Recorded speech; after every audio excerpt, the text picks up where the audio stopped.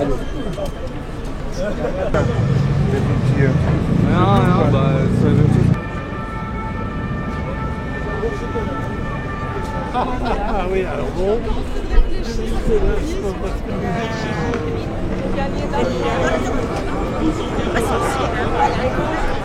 ما شاء الله بس اكثر من هون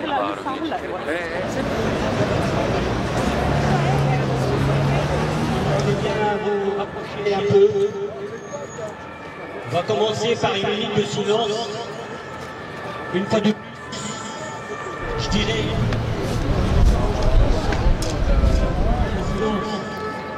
Dorénavant, on va appeler les femmes et les hommes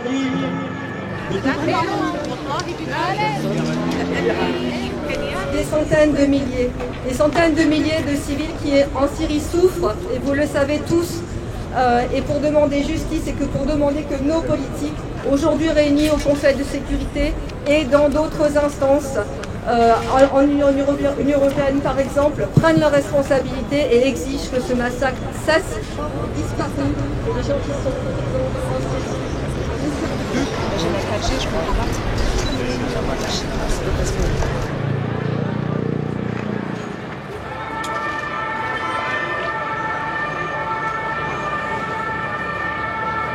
Mais je voudrais vous parler de l'impunité internationale.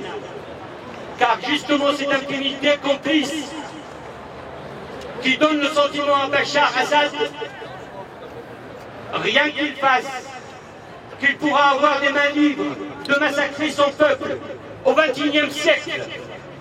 Et rien ne se fera. Rien ne bouge.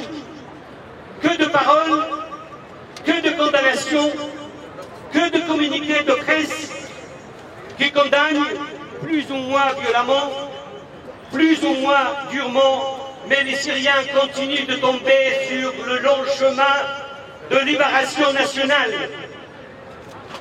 Et ce sentiment d'impunité, on peut le changer. On peut modifier le courant des choses. Quand on est face à des crimes de guerre, des crimes contre l'humanité, il y a deux solutions. Ou on modifie le droit de veto dans le Conseil de sécurité et on interdit l'utilisation de droit de veto dans deux cas. Deux cas de crimes de guerre et de crimes contre l'humanité. Et c'est exactement ce qui se passe en Syrie depuis 6 ans. La deuxième solution, c'est d'appliquer la résolution 577 qui permet au Conseil général de l'ONU de passer outre le Conseil de sécurité et d'appliquer l'Union pour la paix. Et ça, c'est tout à fait faisable pour la Syrie quand on a une volonté politique pour s'en sortir. Et il faut que la communauté internationale prenne ses responsabilités. Voyez-vous, en Syrie, en mars 2011, on avait un seul dictateur qui est Bachar Assad. Face à l'impuissance de la communauté internationale, on a eu Daesh, on a eu Al-Nusra, on a eu 39 milices chiites embrigadées par les moullas d'Iran, qui sont aussi terroristes que Daesh. On a eu la Russie. Donc, depuis mars 2011, on est face à une multinationale de crimes, à une multinationale de terrorisme en Syrie. Je vais vous les citer avec leurs spécialités. Commençons par les mollahs de Iran, les mollahs de Téhéran. Ils ont une spécialité de recruter des milices chiites pour faire des déportations ethniques en Syrie et recruter des criminels de guerre en Afghanistan, au Liban, en Irak, au Pakistan. Toutes ces milices sont recrutées à base ethnique. On vit de changements démographiques en Syrie et c'est un crime contre l'humanité. Le deuxième criminel, c'est la Russie. La spécialité de Poutine, mesdames et messieurs, depuis septembre 2015, c'est la politique de la terre brûlée. Il s'est spécialisé dans les hôpitaux. Il y a quelques médecins ici qui peuvent en témoigner. Les écoles, les marchés populaires, pour rendre la vie impossible en Syrie et pour réhabiliter son ami, le criminel Bachar el-Assad. Le troisième criminel, c'est Bachar el-Assad et sa spécialité, c'est le baril rempli de TNT et les armes chimiques. Mais tous ces criminels, ils ont un seul objectif, c'est bâillonner la voie des Syriens libres, détourner la révolution syrienne de son chemin et l'empêcher d'arriver à ses objectifs qui sont la liberté, la démocratie et le droit de l'homme. Vous êtes concernés par notre combat. Si rien ne fait, d'ici 2 mois, je vous garantis que des massacres encore aux armes chimiques vont avoir lieu en Syrie. Et c'est possible de faire quelque chose. Unissons nos efforts. Ensemble, nous pourrons vaincre la loi. Nous pourrons vaincre la force de la loi.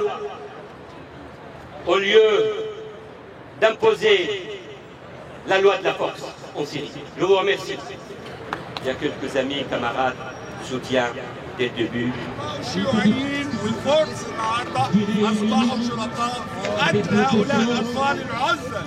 نحن جميعا اصبحنا شهود زور واصبحنا كلنا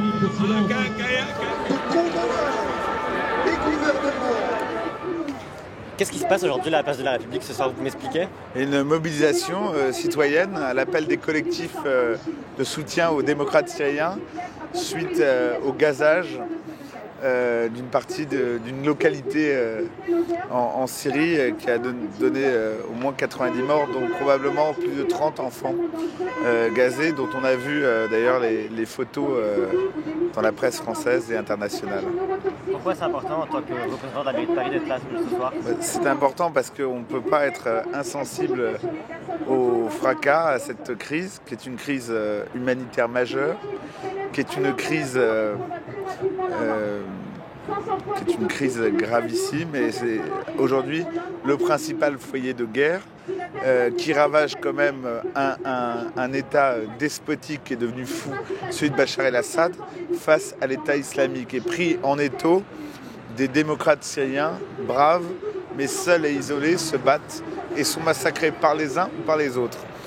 Et quand on représente un pays, une ville, une idée de la liberté et de la démocratie, la moindre des choses que l'on puisse faire, c'est s'arrêter une seconde, se mobiliser et rappeler ce qui vient d'être commis, pour que cela soit su et pour que cela ne continue pas. Sommes-nous certains à cette heure de l'implication de Bachar el-Assad dans ce massacre? Rien n'est certain, mais il y est celui qui en a les moyens, qui y a intérêt et qui n'a cessé de profiter de la guerre contre l'État islamique pour massacrer sa propre population et pour asservir encore plus et affermir son pouvoir. Donc si il n'a rien à se reprocher, qu'il vienne se défendre, mais a priori il a des éléments accablants qui l'accusent, et si ce n'est pas lui, qui? Et si ce n'est pas lui, pourquoi? Que pensez-vous de la réaction de la communauté internationale? Elle est à la hauteur de ce massacre, de ce qui se passe? Elle n'est pas à la hauteur depuis que le massacre aux armes chimiques avait été dressé comme une ligne rouge, et que quand ils ont eu lieu depuis déjà maintenant plusieurs années, rien ne s'est passé. La communauté internationale a presque perdu jusqu'à son honneur et son nom dans cette affaire syrienne depuis l'utilisation des armes chimiques. Et nous venons encore de descendre un palier supplémentaire. Maintenant, le Conseil de sécurité de l'ONU va à nouveau être saisi de la question syrienne à la suite à nouveau de l'utilisation des armes chimiques. Est-ce que la Russie va encore une fois bloquer cet organe comme il en a le droit et comme il en abuse? C'est la question qui se pose aujourd'hui. S'ils le font, alors Poutine sera rien mieux qu'un complice de Bachar. Pour vous, le Quai d'Orsay est à la hauteur? Le Quai d'Orsay fait ce qu'il peut. Le ministre des Affaires étrangères français et le gouvernement de la République fait ce qu'il peut. Mais il ne peut rien seul. Son devoir, et je crois qu'il l'accomplit, est de mobiliser la communauté internationale. Et on peut au moins constater que la France, d'ailleurs François Hollande au premier chef, a fait tout ce qu'elle a pu à cette zone-là, à la fois dans la mobilisation de la communauté internationale et, il faut le dire, parfois aussi dans l'accueil des réfugiés syriens qui viennent chercher refuge ici, notamment à Paris. Qu'est-ce que fait Paris pour aider la communauté en Syrie? Alors nous avons beaucoup soutenu les ONG qui viennent au soutien des populations déplacées ou des populations qui souffrent. On a soutenu des collectifs de médecins syriens, qui est a priori l'ONG qui arrive le plus possible encore à se déplacer aujourd'hui sur tout le territoire syrien. Nous avons soutenu des camps de réfugiés que nous avons permis l'approvisionnement en eau, l'amélioration des conditions d'hygiène.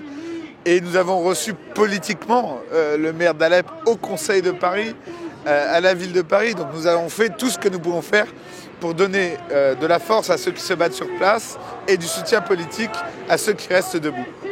Nous sommes sympathisants à la résistance iranienne. Qu'est-ce que vous êtes venu faire en fait aujourd'hui? Pour soutenir les peuples syriens. Parce que le régime de Mollah toujours envoyé terroristes à Syrie, aider à Bachar Assad, envoyer d'argent. C'est pour ça, toujours, il faut soutenir les peuples syriens. Je suis venue au rassemblement pour justement que les gens se rendent compte un peu de ce qui se passe en Syrie, parce qu'on a l'impression que le monde entier considère que la Syrie c'est Daesh, et qu'à part Bachar al-Assad et Daesh, il n'y a rien. Que la Syrie, c'est ces deux choses-là, et que le peuple syrien n'existe pas. Donc c'est quand même un comble que, je sais pas, 30 millions de personnes n'existent pas et qu'il n'y ait que ces deux entités-là. Donc voilà, je suis là pour marquer un peu. Enfin, bon, on n'est pas très nombreux, mais bon, tant pis, c'est pas grave. Là, il y a quelques jours, il y a eu une attaque chimique en Syrie. Ouais. Qu'est-ce que vous en pensez de ces moyens? Qu'est-ce que vous voulez que j'en pense? Déjà, le président Obama avait dit, voilà, les attaques chimiques, comme si quand on tue quelqu'un avec une balle ou avec une attaque chimique, c'est pas la même chose. Admettons, bon, les attaques chimiques, c'est pire. Bon, là, on tue des enfants, et le résultat, c'est quoi? La ligne rouge, elle a été dépassée depuis bien longtemps. Mais bon, et ça n'arrête pas. Ça n'arrête pas. Est-ce que vous pensez que le prochain président, par exemple, pourrait faire au niveau de la communauté internationale?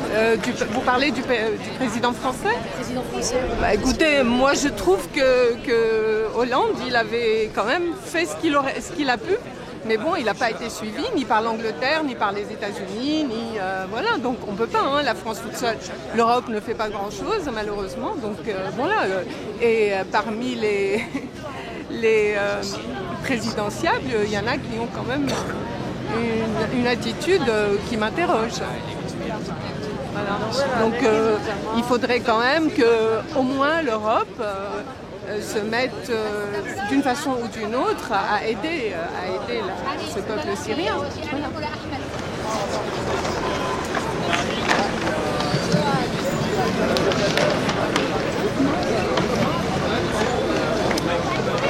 Démocratie en Syrie!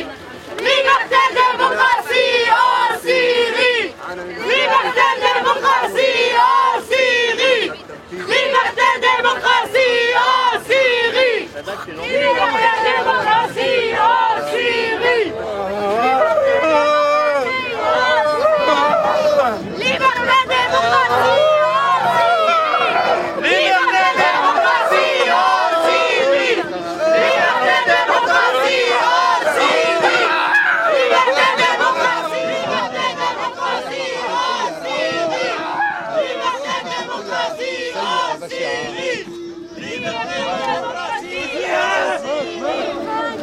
La Syrie vivra, la Syrie vaincra. Terroriste.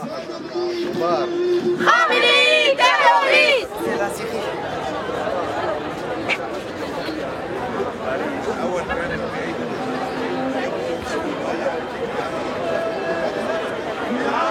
التوعية بما حصل بأهالي بلدة.